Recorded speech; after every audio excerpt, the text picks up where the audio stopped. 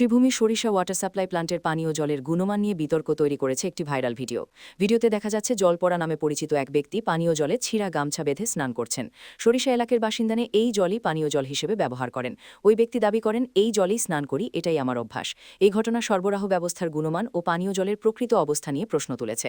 স্থানীয় সূত্রে জানা গেছে, পাইপলাইনের পাশ দিয়ে কাঁচা পয় নিষ্কাশনের লাইন চলে যাওয়ায় লিকেজের কারণে পানীয় জলে মলমূত্র মিশে যাচ্ছে। এলাকাবাসী দীর্ঘদিন ধরে এই সমস্যার কথা জানালেও প্রশাসন বা প্ল্যান্ট কর্তৃপক্ষ থেকে কোনো স্থায়ী সমাধান নেওয়া হয়নি।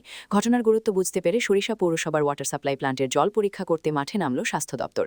জল পরীক্ষার জন্য নমুনা সংগ্রহ করা হয়েছে।